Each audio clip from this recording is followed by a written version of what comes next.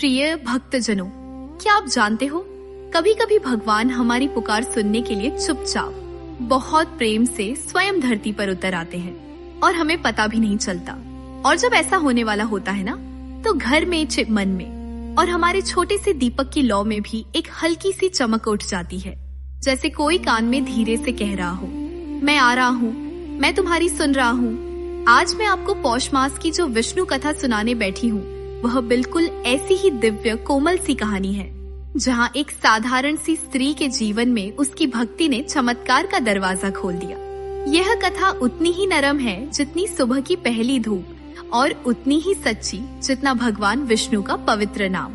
मैं हाथ जोड़कर निवेदन करती हूँ, बस एक बार दिल खोलकर इसे सुनिए, फिर आप स्वयं महसूस करेंगे कि कैसे दुख धीरे धीरे पिघलने लगते हैं और आशा की रोशनी भीतर उतरने लगती है। तो आइए भक्तजनों, शुभ पौष मास की इस पावन कथा में हम प्रेम पूर्वक प्रवेश करते हैं भगवान विष्णु के मधुर नाम के साथ। जय श्री हरि।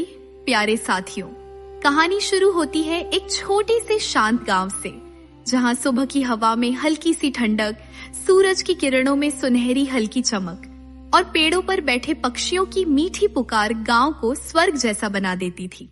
उस गांव का नाम था आनंदपुर। नाम तो आनंदपुर था, लेकिन उस गांव में रहने वाली एक स्त्री के जीवन में आनंद बहुत कम था। उस स्त्री का नाम था सुमन। सुमन बेहद सरल, शर्मिली और दयालु थी। उसकी आंखों में हमेशा एक हल्की सी थकान रहती थी, जैसे किसी ने उसके जीवन से रंग धीरे धीरे खींच लिए हों। सुमन का घर बहुत छोटा था। छोटा सा आंगन, 2 मिट्टी के बर्तन, एक चूल्हा और टूटी हुई खाट, यही था उसका संसार। लेकिन साथियों, गरीबी ने सुमन के मन को कभी मैला नहीं किया। उसका हृदय हमेशा भगवान विष्णु की भक्ति में डूबा रहता। सुमन के पति काफी समय से बीमार थे। कई वैद्यों को दिखाया, कई दवाएं दी, पर बीमारी जैसे घर से बाहर जाना ही नहीं चाहती थी। घरेलू खर्च चलाना भी मुश्किल। कभी अनाज कम पड़ जाता, कभी लकड़ी खत्म हो जाती, पर सुमन हर मुश्किल को माथे पर हाथ फेरकर धीरे धीरे सह लेती थी। वह अक्सर कहती, जो भी हो रहा है भगवान विष्णु की इच्छा से हो रहा है, मेरे मन में बस भक्ति बनी रहे। उसके ये शब्द उसकी टूटी हुई खाट से भी ज्यादा मजबूत थे। एक दिन पौष मास की पहली सुबह थी। हल्की धूप पूरे गांव में फैल रही थी। सुमन ने चूल्हे पर पानी रखा ही था कि तभी उसकी कुटिया के सामने एक वृद्ध ऋषि आकर खड़े हो गए। उनकी दाढ़ी बर्फ जैसी सफेद, आंखों में अपार शांति और कपड़ों से दिव्य सुगंध फैल रही थी। सुमन घबराकर बोली, महाराज, आप कौन? वृद्ध मुस्कुराए और बोले, बेटी, मैं वही हूँ जिसे भगवान ऐसे घर भेजते हैं जहाँ भक्ति तो बहुत होती है, पर दुख उससे भी ज्यादा। सुमन की आंखों से अनायास आंसू बह निकले। उसने उन्हें अंदर बिठाया और पानी दिया। वृद्ध ऋषि ने सुमन के घर को ध्यान से देखा, फिर बोला, बेटी, तुम्हारे जीवन में दुख बहुत आए, पर यह पौष मास तुम्हारी किस्मत बदलने आया है। सुमन ने कांपती आवाज में पूछा, कैसे महाराज? मैं तो टूटी हुई हूँ। ऋषि धीरे से बोले, पौष मास में भगवान विष्णु की एक दिव्य कथा है, जिसे अगर सच्चे मन से सुना जाए तो दुखों के बादल छंटने लगते हैं, भाग्य के द्वार खुलने लगते हैं। सुमन उनकी बातें सुनती रही और उसकी आंखों में धीरे धीरे उम्मीद की एक छोटी सी लौ जलने लगी। क्या इतना बड़ा चमत्कार मेरे जीवन में भी हो सकता है? ऋषि मुस्कुराकर बोले, हाँ बेटी, हो सकता है, पर उसके लिए तुम्हें भक्ति, धैर्य और विश्वास का दीपक अंत तक जलाए रखना होगा।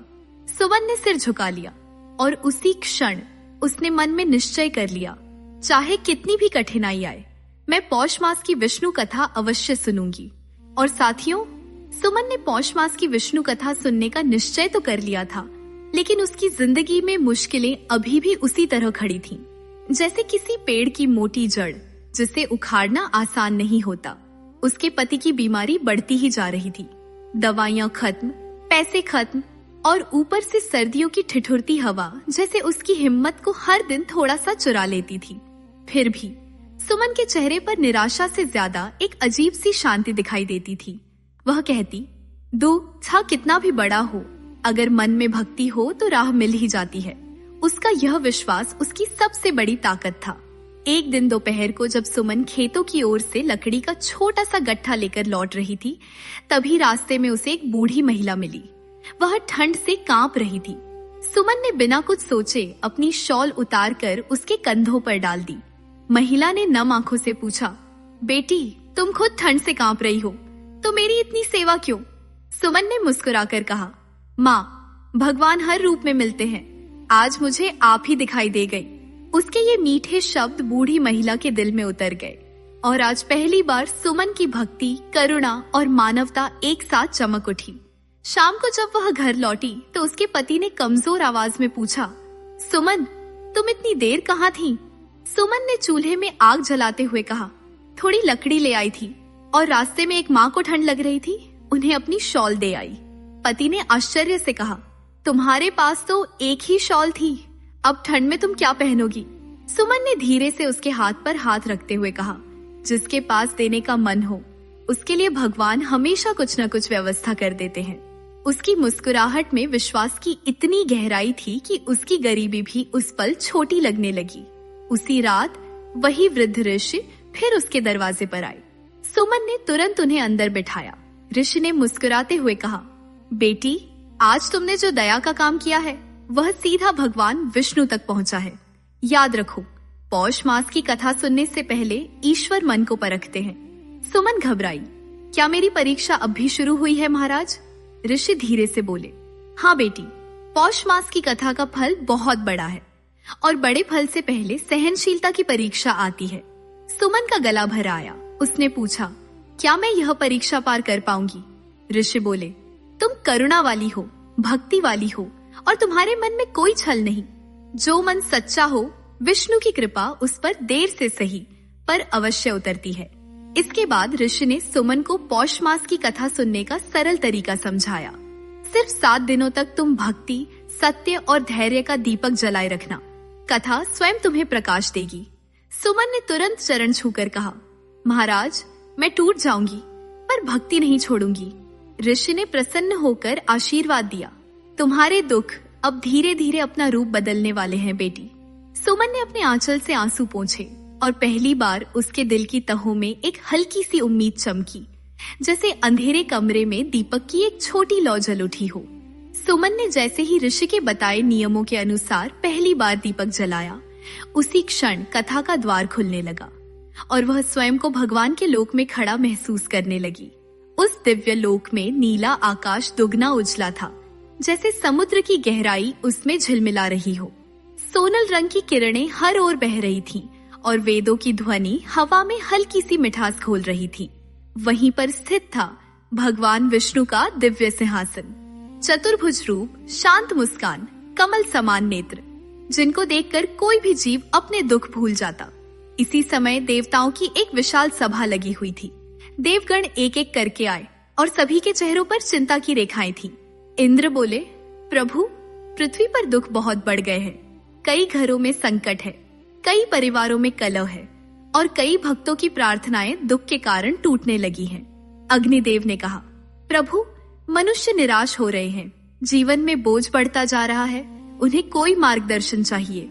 वायुदेव ने कहा, पृथ्वी की पीड़ा आकाश तक पहुंच गई है प्रभु। देवताओं की इस व्यथा को सुनकर भगवान विष्णु ने अपनी शांत आंखें खोली। उनकी आंखों में करुणा का प्रकाश था, जैसे वे हर जीव के हृदय को पढ़ सकते हो। भगवान विष्णु ने धीरे से कहा, जब जब मनुष्य का मन टूटने लगता है, मैं स्वयं उसके पास कथा के रूप में पहुंचता हूँ। कथा ही वह दवा है जो दुखों के घावों को भर देती है। देव सभा शांत हो गई। हर देव उनके शब्दों को ग्रहण कर रहा था, जैसे ये वचन आत्मा की प्यास बुझा रहे हों। फिर भगवान बोले, पौष मास में मेरी एक दिव्य कथा है। जो भी भक्त इसे सच्चे मन से सुनेगा, उसके जीवन से दुख हटने लगेंगे, संकट घुलने लगेंगे और उसका मन पुनः आशा से भर जाएगा। देवगण झुककर बोले, प्रभु कृपा करिए, यह कथा पृथ्वी तक पहुंचे। भगवान विष्णु मुस्कुराए, एक बहुत ही शांत, बहुत ही मधुर मुस्कान। कथा तो पहले से है, बस सुनने वाला सच्चा भक्त चाहिए। और ठीक उसी समय उनकी दृष्टि धरती पर खड़ी एक स्त्री पर पड़ी। सुमन, विष्णु भगवान बोले, यह स्त्री दुख में है पर इसका मन नहीं टूटा। इसकी करुणा, धैर्य और भक्ति इसे उस कथा तक ले जाएगी जो इसके जीवन को बदल देगी। सुमन उस समय अपने छोटे से घर में बैठी दीपक की लौ को ताक रही थी, पर उसे क्या पता था कि स्वर्गलोक में देवता उसी की चर्चा कर रहे हैं। देव सभा में ब्रह्मदेव बोले, प्रभु, क्या यह कथा सुमन के जीवन में परिवर्तन लाएगी? विष्णु ने उत्तर दिया, हाँ ब्रह्मदेव, क्योंकि सुमन में वह गुण है जो हर कथा को फलित करता है, सच्चा विश्वास। भक्ति का वही दीपक इसको दुखों से मुक्ति दिलाएगा। इन वचनों के साथ ही पूरी देव सभा में एक पवित्र प्रकाश भर गया। वेदों की ध्वनि गूंज उठी और कथा का प्रथम अध्याय पूर्ण हुआ। उधर धरती पर सुमन ने देखा, दीपक की लौ जैसे जैसे ऊंची उठने लगी। सुमन को महसूस हुआ कि यह कोई साधारण लौ नहीं है, मानो भगवान विष्णु स्वयं उसके मन में छिपे अंधेरे को प्रकाश देने आए हों। धीमे धीमे उसके आसपास की हवा भी शांत हो गई। कुटिया के भीतर ऐसा सन्नाटा छा गया जैसे दुनिया ठहर गई हो। सुमन ने आंचल संभालकर दीपक के पास बैठते हुए कहा, हे प्रभु, अगर आप सच में मेरी पुकार सुन रहे हैं तो मुझे अपनी कथा सुनाइए। और भक्तों, जैसे ही उसके ये शब्द पूरे हुए, कथा का पहला दृश्य उसके मन के भीतर उभरने लगा। एकदम साफ, एकदम दिव्य, जैसे कोई स्वप्न नहीं बल्कि साक्षात दर्शन हो। उसी क्षण एक मधुर करुणा भरी आवाज उसके मन में गूंजी, सुमन, सबसे पहले सुनो उस राजा की कथा जो धर्म प्रिय था पर कठिनाइयों से घिर गया था। और इसी दिव्य संकेत से पहली कथा शुरू होती है। राजा हर दिन चिंतित रहता, पर एक दिन उसे स्वप्न में एक दिव्य आवाज सुनाई दी, राजन, पौष मास की कथा सुनो, तुम्हारे मार्ग स्वयं साफ होते जाएंगे। राजा ने विश्वास किया, कथा सुनी और धीरे धीरे उसके राज्य की स्थितियां सुधरने लगी। खजाना भरने लगा, शत्रु पीछे हटने लगे और प्रजा में प्रसन्नता फैल गई। देवताओं की सभा में कही विष्णु की बात अब धरती पर फलित होने लगी। कथा सुनने वाला अकेला नहीं रहता। इसके बाद कथा में आता है एक व्यापारी जिसने जीवन में बहुत मेहनत की थी, पर अचानक उसकी सारी संपत्ति चली गई। जहाज डूब गए, गांव में माल बिकना बंद हो गया, लोग उधार देते नहीं और पुराने उधार वापस मांगते थे। व्यापारी जीवन से टूट चुका था, लेकिन एक दिन यात्रा करते समय उसे एक संत मिले। संत ने कहा, पौष मास की कथा मन लगाकर सुनो, जिस हिम्मत से तुम गिरते हो उसी हिम्मत से उठ भी जाओगे। व्यापारी ने कथा सुनी और उसके कार्यों में फिर से गति आने लगी। दूर देशों से व्यापारियों का आना, नए सौदे होना और धीरे धीरे उसकी हानि लाभ में बदल गई। यह देखकर स्पष्ट हो गया, कथा सिर्फ शब्द नहीं, जीवन बदलने वाली शक्ति है। अब कथा पहुंचती है एक वृद्धा की प्यारी कहानी पर। वह इतनी बूढ़ी थी कि चलना भी मुश्किल हो गया था। घर में कोई सहारा नहीं, आंखों में धुंधला पानी और खाने को बस थोड़ा सा सूखा चावल। पर उसके मन में एक अद्भुत श्रद्धा थी। वह हर शाम धीमी रोशनी वाले दीपक के आगे बैठकर कहती, हे नारायण, तुम्हारा नाम ही मेरी संपत्ति है। एक दिन गांव में घोषणा हुई, पौष मास में विष्णु कथा सुनाई जाएगी। वृद्धा के पास बैठने का आसन नहीं था, कपड़ा नहीं था, पैरों में जूते नहीं थे, पर वह फिर भी लाठी के सहारे कथा सुनने जा पहुंची। और भक्तों, उसकी भक्ति इतनी सच्ची थी कि कथा के अंतिम दिन उसके घर में पहली बार भरी थाली मिली। कभी न सूखने वाली अनाज की थैली, एक नया चादर और एक चमकता दीपक। लोग कहते थे, ये भगवान विष्णु की ही कृपा है। अब सुमन, जो ये सब कथा सुन रही थी, अपने मन में सोचने लगी, अगर भगवान ने राजा, व्यापारी और उस वृद्धा के दुख दूर किए, तो क्या मेरे घर का अंधेरा भी हट सकता है? उसके दिल में एक बहुत कोमल सी आशा जागी, जैसे किसी बंद कमरे में धीरे से एक खिड़की खुल जाए। ऋषि, जो कथा सुना रहे थे, सुमन की आंखों में चमक देखकर बोले, बेटी, यह कथा किसी एक के लिए नहीं, यह उन सबके लिए है जो सच्चे मन से सुनते हैं। तुम्हारे मन में भक्ति है, धैर्य है, करुणा है, इसलिए यह कथा भी तुम्हें सुनेगी। सुमन के दिल में एक नया साहस जन्मा। यदि भगवान विष्णु ने सबकी मदद की, तो वे मेरी भी सुनेंगे। सुमन 3 दिन से पौष मास की विष्णु कथा सुन रही थी। हर दिन उसके मन में थोड़ी थोड़ी आशा बढ़ रही थी, पर उसके जीवन की कठिनाइयां अभी भी वहीं खड़ी थीं। उसके पति की बीमारी अब पहले से ज्यादा बढ़ चुकी थी। रात में उनका तेज बुखार चढ़ जाता और सुमन जाग जाग कर उनके सिर पर पानी रखती रहती। आंगन में रखा अनाज भी लगभग खत्म हो गया था। घर में जलने को लकड़ी नहीं और सर्दी की रातें और भी कठोर होती जा रही थीं। एक सुबह जब सुमन चूल्हा जलाने के लिए सूखे पत्ते बटोर रही थी, तो अचानक उसे लगा कि उसका दिल कुछ भारी सा है, जैसे कोई बड़ी बात उसके जीवन की ओर बढ़ रही है। दोपहर होते होते उसके पति की सांसें और भी कमजोर होने लगी। सुमन ने उनका हाथ पकड़ा और रोती हुई बोली, कृपया हिम्मत मत हारिए, मैं भगवान से आपकी रक्षा की प्रार्थना कर रही हूँ। पर हालात हर पल बिगड़ते जा रहे थे। शाम तक गांव के 2-3 लोग देखने आए और बोले, सुमन, बहुत कोशिश कर ली, शायद अब कुछ नहीं हो सकता। ये शब्द सुनकर सुमन का दिल अंदर से टूट गया। उसके चेहरे पर आंसू नहीं, बस एक गहरी चुप्पी उतर आई। उसने ऊपर आसमान की ओर देखा और बहुत धीमे स्वर में कहा, हे भगवान विष्णु, अगर मेरी भक्ति सच्ची है तो मेरे पति की रक्षा कीजिए। और वह रात सुमन के जीवन की सबसे लंबी रात थी। चूल्हा बुझा हुआ, आंगन ठंड से जमा हुआ और कुटिया की दीवारों पर अंधेरा जैसे छाया बनकर बैठ गया था। लेकिन उस अंधेरे के बीच सुमन ने एक छोटा सा दीपक जलाया। दीपक की लौ बहुत छोटी थी, पर उसमें सुमन का विश्वास पहाड़ जैसा अडिग था। उसने दीपक के सामने बैठकर धीमी आवाज में कहा, हे प्रभु, आपकी कथा सुन रही हूँ, कृपया मुझे छोड़ मत दीजिए। उसकी आंखों से आंसू टपक रहे थे, पर उसके होठों पर भगवान का नाम था। और ठीक उसी समय जब रात सबसे शांत होती है, जब हवा भी रुक जाती है, उसी क्षण कुटिया में अचानक हल्की सी दिव्य सुगंध फैलने लगी। पहले सुमन को लगा शायद भ्रम है, पर धीरे धीरे पूरे कमरे में एक गर्माहट उतर आई, जैसे किसी ने उसके दुखते मन पर हथेली रख दी हो। सुमन ने आश्चर्य से देखा, दीपक की छोटी लौ अब पहले से कहीं ज्यादा तेज हो गई थी। ऐसा लग रहा था जैसे कोई अदृश्य शक्ति उसे सहला रही हो। इसी दिव्य क्षण में सुमन ने महसूस किया कि उसके पति की सांसें अब थोड़ी स्थिर हो रही हैं। उनका चेहरा पहले से शांत, उनकी धड़कनें नियमित। सुमन के हृदय में भावना का सागर उमड़ पड़ा। उसने हाथ जोड़कर कहा, हे नारायण, क्या यह आपकी कृपा है? दीपक की लौ एक क्षण के लिए ऐसी चमकी जैसे हाँ कह रही हो। अगली सुबह लोग देखकर चकित रह गए। सुमन के पति की हालत पहले से कहीं बेहतर थी। गांव की एक वृद्धा ने कहा, बेटी, यह कोई साधारण बात नहीं, ये तो भगवान विष्णु की कृपा है। सुमन ने आंसू पोंछते हुए कहा, हाँ माँ, मैंने कल रात भगवान को बहुत पुकारा था। वृद्धा मुस्कुराई, और भगवान कभी भी उस पुकार को अनसुना नहीं करते जो सच्चे मन से निकले। अब सुमन के मन में एक नया विश्वास जग उठा। विष्णु, कथा सच में चमत्कार करती है और मेरी परीक्षा का समय धीरे धीरे समाप्त होने वाला है। सुमन ने 5 दिनों तक पूरी श्रद्धा से विष्णु कथा सुनी। दुख उसके जीवन के हर कोने में थे, लेकिन उसके मन में विश्वास का दीपक जलता रहा। धीमा था पर बुझा नहीं। और अब 6ठे दिन की कथा सुमन के जीवन को सदैव के लिए बदलने वाली थी। उस सुबह आसमान बिल्कुल साफ था। सर्दी की हल्की किरणें कुटिया की मिट्टी पर गिर रही थीं, पर सुमन के मन में एक अजीब सी बेचैनी थी, जैसे आज कुछ बहुत बड़ा होने वाला है। उसके पति अब पहले से बेहतर थे, पर पूरी तरह ठीक नहीं। फिर भी सुमन के चेहरे पर एक हल्की सी आशा की चमक थी, जैसे उसकी आत्मा कह रही हो, आज भगवान मुझे सुनेंगे। जब सूर्य ढलने लगा, सुमन दीपक लेकर कुटिया के बाहर आई। वह दीपक आज पहले से ज्यादा तेज जल रहा था, जैसे किसी दिव्य शक्ति ने स्वयं उसे स्पर्श किया हो।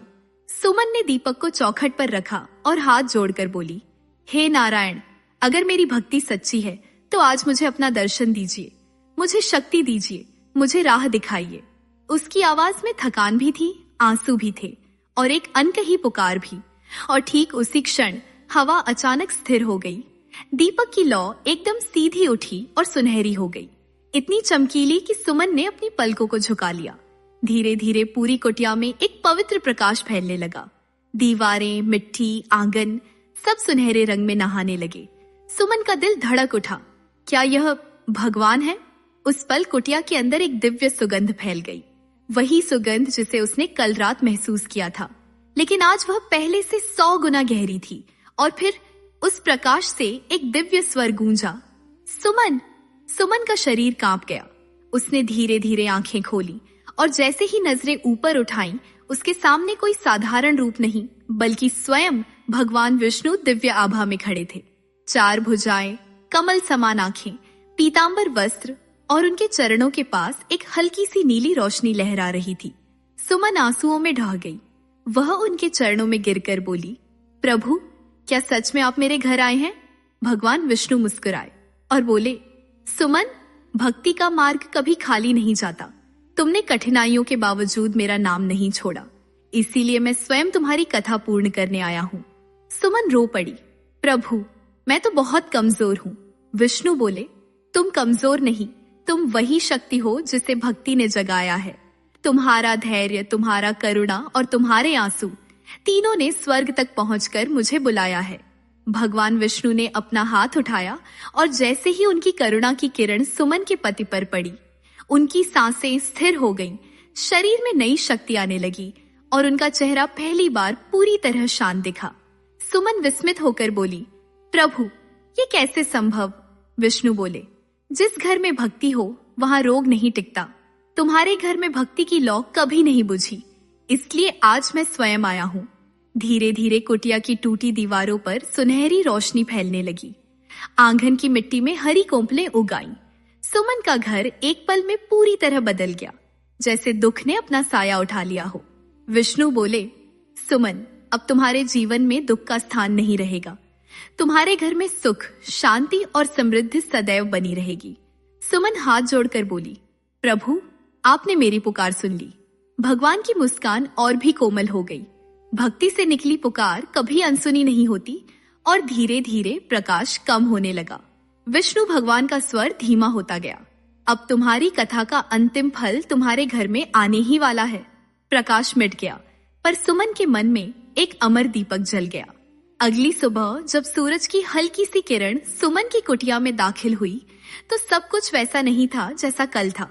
हवा में एक अलग सी मिठास थी। आंगन में उग आई हरी कोंपलें आज और भी चमक रही थीं, और सुमन के पति पहली बार पूरी तरह बैठकर मुस्कुरा रहे थे। सुमन की आंखें भर आईं। प्रभु, आपका धन्यवाद। धीरे धीरे पूरा गांव सुमन की कुटिया के बाहर इकट्ठा होने लगा। लोग आश्चर्य में थे। ये वही घर है जहां हमेशा अंधेरा रहता था। क्या सच में चमत्कार हुआ है? क्या भगवान विष्णु स्वयं आए थे? सुमन ने सबको प्यार से बैठाया और पूरी रात की घटना धीरे धीरे सुनाना शुरू किया। उस दिव्य सुगंध के बारे में, उस सुनहरी रोशनी के बारे में और उस क्षण के बारे में जब भगवान विष्णु ने उसके घर की चौखट पार की थी। लोग सुनते सुनते मंत्रमुग्ध हो गए। कई स्त्रियों की आंखों में आंसू आ गए। कई पुरुषों ने हाथ जोड़ लिए। एक वृद्धा बोली, बेटी, तुम्हारी भक्ति ने भगवान को आने पर मजबूर कर दिया। सुमन मुस्कुराई। माँ, भगवान मेरे लिए नहीं, मेरे विश्वास के लिए आए। उस दिन के बाद सुमन के घर में हर चीज बदलने लगी। जो कुटिया कभी टूटी फूटी थी, अब उसमें एक अजब सी चमक रहने लगी। मिट्टी का चूल्हा अब रोज जलने लगा। अनाज की जो थैली हमेशा खाली हो जाती थी, आजकल उससे खुशबू आती थी, जैसे कोई अदृश्य हाथ उसमें भरता जाता हो। उसके पति न सिर्फ स्वस्थ हुए, बल्कि खेतों में काम करने लायक भी हो गए। उनकी आंखों में नई रोशनी लौट आई थी। सुमन के जीवन का दुख अब धीरे धीरे इतिहास बनता जा रहा था। कुछ दिनों बाद वही वृद्ध ऋषि दोबारा सुमन के घर आए। उनके चेहरे पर गहरी मुस्कान थी। सुमन ने चरण स्पर्श किए और बोली, महाराज, आपकी कृपा से मेरे जीवन के सारे दुख मिट गए। ऋषि ने सिर हिलाया। नहीं बेटी, यह मेरी कृपा नहीं, ये तुम्हारी भक्ति का फल है। पौष मास की कथा उन पर ही अपना पूर्ण प्रभाव दिखाती है जिनका मन सच्चा और स्वच्छ हो। सुमन ने पूछा, महाराज, क्या मुझे कथा जारी रखनी चाहिए? ऋषि बोले, हाँ बेटी, अब यह कथा सिर्फ तुम्हारे लिए नहीं, गांव के हर घर के लिए है। जिस घर में पौष मास की कथा गूंजेगी, वहां भगवान विष्णु का प्रकाश उतरेगा। सुमन ने निश्चय किया, हर पौष मास में कथा वही सुनाएगी। धीरे धीरे पूरे गांव में हर घर में सुमन की कथा की चर्चा फैल गई। लोग दूर दूर से आने लगे उसकी मीठी आवाज में भगवान विष्णु की महिमा सुनने। कोई धन की कामना लेकर आता, कोई रोग से मुक्ति की इच्छा से, कोई मन की शांति खोजता हुआ, पर हर कोई लौटता उम्मीद से भरा हुआ, क्योंकि सुमन की कथा सिर्फ शब्द नहीं थी, वह उसके स्वयं के जीवन का साक्षात अनुभव थी। और भक्तजनों, देखते देखते गांव आनंदपुर में एक नई परंपरा शुरू हो गई। हर पौष मास में भगवान विष्णु की कथा सुनना। स्त्रियां घरों में दीपक सजाती, पुरुष आंगन में मंडना बनाते, बच्चे फूल चुनकर लाते। गांव के हर आंगन में भक्ति की खुशबू फैल जाती। कुछ वर्षों में आनंदपुर गांव इतना समृद्ध हो गया कि लोग कहते, इस गांव में सुख इसलिए है क्योंकि यहाँ सुमन ने पौष मास की कथा को जीकर दिखाया है। सुमन अब मुस्कुराती थी और धीरे से कहती, कथा सुनाने वाली मैं नहीं, कथा सुनाने वाले भगवान विष्णु हैं। और साथियों, यह कथा यही संदेश देती है कि जब दुख बहुत गहरे लगे, जब रास्ते बंद महसूस हो, तब हार मत मानना, क्योंकि ठीक उसी क्षण भगवान अपना द्वार खोलते हैं। पौष मास की विष्णु कथा जीवन में आशा का सूर्य बनकर धीरे धीरे हर अंधेरा मिटा देती है। और भक्तों, यही थी पौष मास की वह अमर कथा जो सुमन को दुखों से निकालकर सुख और प्रकाश की ओर ले गई। और याद रखिए, भगवान विष्णु की कृपा उन पर सबसे पहले उतरती है जो कठिनाई में भी भक्ति का दीपक बुझने नहीं देते। आपके जीवन में भी सुख, शांति और समृद्धि सदैव बनी रहे। इसी शुभ भावना के साथ यह कथा यहीं पूर्ण होती है। तो हमारे प्यारे भक्तजनों, अगर पौष मास की इस विष्णु कथा ने आपके मन को जरा सा भी छुआ हो, थोड़ी सी शांति दी हो, या आपके दिल में एक हल्की सी रोशनी जगा दी हो, तो समझिए भगवान विष्णु की कृपा धीरे धीरे आपके जीवन में उतर रही है। मैं तो बस प्रेम से कथा सुनाती हूँ, बाकी काम तो हमारे विष्णु भगवान ही करते हैं। और हाँ, ऐसी ही सरल, मीठी और मन को सुकून देने वाली कथाएं मैं फिर लेकर आऊंगी। आप जुड़े रहिए हमारे इस भक्ति परिवार का हिस्सा बनकर। हम फिर मिलेंगे अगली कथा में, नई सीख, नई भक्ति और मेरी उसी मीठी प्रेम रस भरी आवाज के साथ। जय श्री विष्णु भगवान आप सभी पर सदैव